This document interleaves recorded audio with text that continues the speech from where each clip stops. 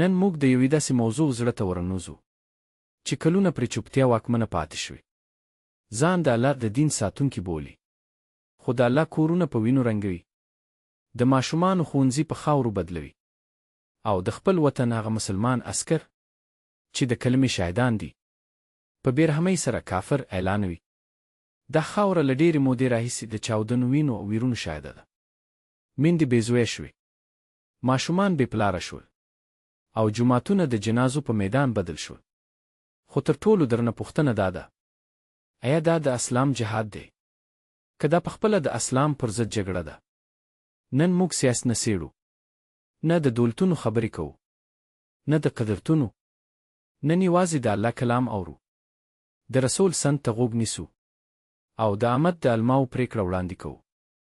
راځه حقیقت ته ننوځو. لومړی باید یو حقیقت روښانه شي، بې له مبالغې او بې له پردې. جیک د افغانستان له طالبانو سره یوه ډله نه ده. دا یوه جلا وسله-واله ډله ده چې د پاکستان اسلامي دولت ته د طاغوت نوم ورکوي، او د پاکستان له پوځ سره ښکاره جګړه اعلان کړې ده. دوی دا دعوه کوي پاکستان شریعت نه پلي کوي، نو پر ضد یې جګړه جهاد دی. خو اوس راځو اصلي پوښتنې ته. که یو حکومت کمزوری وي، که فساد وي، که عدالت پوره نه وي، آیا د اسلام حل دا دی چې بازارونه والوزول شي؟ آیا د اسلام لار دا ده چې جوماتونه په وینو ولمبول شي؟ آیا د یوې سیاسي یا اداري تېروتنې اصلاح د سلګونو بېګناه انسانانو وینه غواړي؟ راځئ تاریخ ته وګورو، نومونه واخلو، حقیقت پټ نه کړو. په پیښور کې د یچیب هلنرډ شیخجم په برید کې یو 15 ماشومان شهیدان شول. هغه ماشومان چې نه سیاست پوهېدل، نه پوځ، نه حکومت، یوازې قلم په لاس کې و. په باجوړ کې د دیني علماو په غونډه کې شاوخوا 6 ستر علما شهیدان شول. هغه علما چې د قرآن درس یې ورکاوه، د سولې خبرې کولې، او د وینې تویېدو مخالفت یې کاوه. اوس پوښتنه دا ده: آیا دا ماشومان د شریعت دښمنان وو؟ آیا د علما د اسلام مخالفین وو؟ که نه، نو دا وینه د کوم دین په نوم تویه شوه؟ که دا جهاد وي، نو جهاد د چا پر ضد؟ او که دا جهاد نه وي، نو بیا دا څه دي؟ همدې پوښتنې ته موږ ځواب لټو د قرآن په رڼا کې، د سنت په تله کې، او د امت د علماو په پرېکړه کې. دا د ټول بحث تر ټولو سخت، تر ټولو خطرناک او تر ټولو پرېکنده ټکی دی. شیخ خپلو بریګرو ته د فدای نوم ورکوي، خو اسلام کې د دې عمل لپاره یو بل نوم شته، او هغه نوم دی انتحار. او انتحار په اسلام کې حرام دی، کلک حرام، بې له هیڅ اختلافه. نبی کریم په ښکاره فرمایي: چا چې ځان وواژه، د قیامت په ورځ به د همدې وسیلې په عذاب اخته وي. دا حدیث عام دی، قید نه لري، استثنا نه لري، نه په سوله کې، نه په جګړه کې. حتی هغه صحابي چې د جګړې په میدان کې ټپي شو، د درد تاب یې ونه شو راوړلی، او په خپل لاس یې ځان واژه. نبی کریم یې جنازه ونه کړه. اوس دلته تم شئ، که د یو ټپي سړي ځان وژنه د جنازې نه هوړ ګناه ده، نو بیا څه حکم لري هغه څوک چې ځان الوزوي، او له ځان سره لسګونه سلګونه بېګناه انسانان، ښځې، ماشومان، زاړه لمونځ کوونکي وژني؟ دا عمل په اسلام کې شته؟ نه. نه د بدر په جګړه کې و، نه د احد په میدان کې، نه د خندق په ورځ، نه د خیبر، نه د مکې د فتحې پر مهال. نه یو صحابي، نه یو تابع، نه یو امام کله هم دا لاره غوره کړې ده. ځان مرګې برید، نه جهاد دی، نه شهادت، نه قرباني. دا د حرامو مجموعه ده. ځان وژنه، د بېګناه وینې تویول، او د اسلام بدنامول. او هر څوک چې دا کار ته د دین نوم ورکوي، هغه د اسلام خدمت نه کوي. هغه د اسلام پر ضد تر ټولو لوی ظلم کوي. پاکستان یو مسلمان هیواد دی، اذان پکې کیږي، جوماتونه پکې آباد دي، رمضان راځي، روژې نیول کیږي، حج کیږي، قرباني کیږي، د الله نوم پورته دی.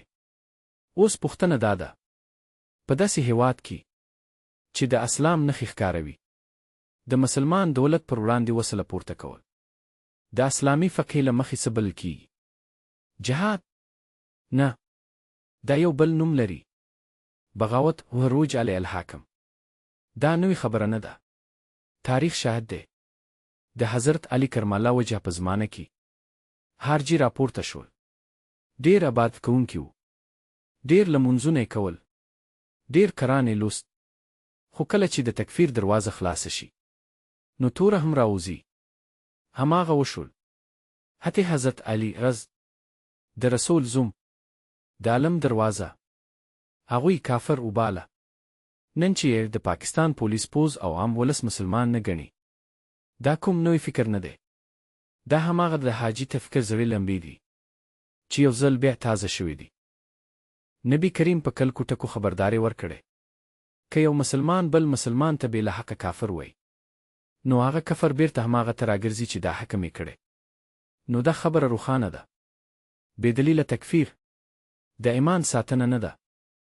دا د عامه ټوټه کول دي. او هر څوک چې د مسلمان په وینه د تکفیر په نوم لاس پورې کوي هغه د اسلام خدمت نه کوي. هغه د اسلام پر بدن توروي. په 2001 کال کې د پاکستان په تاریخ کې یو بېساري دیني اتفاق رامنځته شو. د هېواد له ټولو لویو معتبرو مدرسو څخه یو 800 ستر علما سره کښېناستل. د دیوبند بریلوي اهل حدیث او شیعه مکتبونو. نه سیاستو، نه فشار، نه وسله. یوازې قرآن، سنت او فقه پر میز وو. دوی په یوه خوله په یوه فتوا کې دا پریکړه اعلان کړه: پاکستان یو اسلامي ریاست دی. د ریاست پر ضد وسله پورته کول شرعاً حرام دي. ځانمرګي بریدونه مطلق حرام دي بېله استثنا. تکفیر د اسلام له بنسټیزو اصولو سره په ټکر کې دی. اوس دلته یو دروند خو حتمي سوال راپورته کیږي: آیا یو 800 د عامه ستر علما خطا دي؟ که هغه څو وسلوال ځوانان حق دي چې په غرونو کې ناست دي، نه یې فقه لوستې، نه حدیث، نه د عامه تاریخ، آیا دا امکان لري چې د عامه ټول فقها، مفسرین، محدثین په تېروتنه کې وي او یوازې لیشت پر حق ولاړه وي؟ که څوک دا باور لري نو باید پوه شي دا فکر د عالم نه دی. دا د عقل نه دی. دا د تقوا نه دی. دا هماغه د حارجیانو غرور دی چې ځان حق ګڼي او ټول امت باطل بولي. او تاریخ ښیي دا لاره تل په وینو پای ته رسېدلې ده. او اوس هغه زخم ته راځو چې تر ټولو ژور دی، تر ټولو دردناک دی او لا هم وینه ترې څاڅي. پښتانه د کرښې دواړو غاړو ته وژل کیږي. په کلي کې د چا جنازه ده. په ښار کې د چا واده په ماتم اوښتی دی.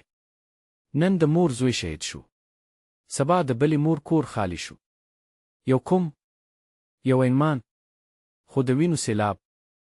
ځینې وایي موږ د اسلام لپاره جګړه کوو. خو اسلام څه وایي؟ اسلام په ښکاره بې له ابهامه وایي د مسلمان وینه ستا لپاره حرامه ده. دا جمله دې اوس پر پرده وځلیږي. د مسلمان وینه پر تا حرامه ده او دلته باید هر وجدان ودرېږي. که هدف دې اسلام وي نو لاره دې هم باید اسلامي وي. اسلام د وینو په سیندونو نه راځي. اسلام د چاودنو له لوګي نه جوړېږي. اسلام د یتیمانو له اوښکو نه زیږي. اسلام په عدالت راځي، په عالم راځي، په حکمت راځي او په رحم راځي.